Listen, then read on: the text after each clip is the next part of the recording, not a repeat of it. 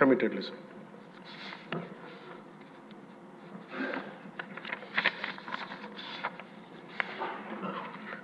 అలాగే కేంద్ర నాయకత్వం నిన్న ఈరోజు ఇందాక న్యూస్లో చూసిన అధ్యక్ష 15,000 కోట్ల రూపాయలు మన ఏ అమరావతి లేకుండా ఈరోజు వరకు ఇబ్బంది పడతాం. అలాంటి అమరావతికి కేంద్ర మంత్రి మన నాయకులు ప్రధానమంత్రి గౌరవ ప్రధానమంత్రి శ్రీ నరేంద్ర మోదీ గారు బడ్జెట్లో ఈ రోజున 15,000 కోట్ల రూపాయలు అమరావతి కోసం రిలీజ్ చేసినందుకు సహృదయంతో మనస్ఫూర్తిగా కూటమి తరపున మా అందరి తరపున కూడా వారికి ధన్యవాదాలు తెలియజేస్తున్నాం అధ్యక్ష.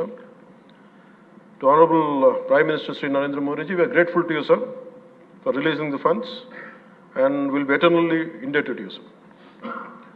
అలాగే భవిష్యత్తులో అధ్యక్ష చంద్రబాబు గారు కూడా చాలా స్పష్టంగా చెప్పారు నిన్న,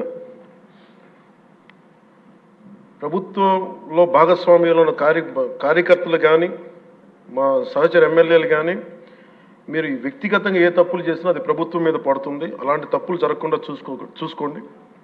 అలాంటివి జరిగితే మటుకు నేను ఎవరైనా స్థనామానం లేకుండా నాకు వాళ్ళకి సిస్టమ్ పనిచేస్తూ ఉంటుంది. అది మీరు అర్థం చేసుకోండి నేను ఏ ఉద్దేశంతో చెప్తానని చెప్పారు అధ్యక్ష. ఇలాంటి తప్పులు జరిగితే అవి వ్యక్తులు చేసిన తప్పులు పార్టీలకు కానీ ప్రభుత్వానికి కానీ చెడ్డ పేరు రాకూడదు. దాన్ని ఎలా హ్యాండిల్ చేసుకోవాలో జనసేన పార్టీ తరఫు నుంచి నేను మా వాళ్ళందరికీ కూడా ఒకటే తెలియజేశాను. మీరు వ్యక్తిగతంగా కనుక ఏదన్నా చేసి అది కూటమి ప్రభుత్వానికి ఇబ్బంది కలిగితే నేను వారిని వదులుకోవడానికి సిద్ధంగా ఉన్నానని చెప్పి చాలా స్పష్టంగా తెలియజేశాను అధ్యక్ష. అది మీరు ఇసుక విధానాల్లో కానీ మైనింగ్ విధానాల్లో కానీ ఏ రకంగానా సరే గత ప్రభుత్వం చేసింది కదా మేము కూడా చేస్తామని ఎవరన్నా నాకు జనసేన పార్టీ తరఫు నుంచి ఎవరన్నా సరే ఉంటే వారిని నియంత్రించే బాధ్యత, వారిని సరిచేసే బాధ్యత మేము తీసుకుంటాం.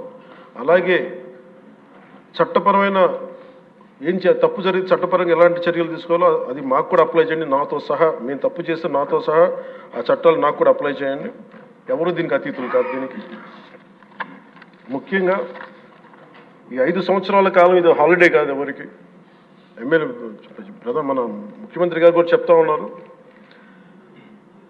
ట్రాఫిక్ జామ్స్ ఎంతసేపు జరుగుతున్నాయి, ఈ ప్రోటోకాల్స్ ప్రకారం సెక్యూరిటీ హ్యాజర్డ్స్లో ఎంతసేపు ట్రాఫిక్ నాపుతున్నారు, ఒక 2-3 నిమిషాల నుంచి ప్రజలు ఇబ్బంది పడకూడదని పదే స్పష్టంగా చెప్తా ఉన్నారు.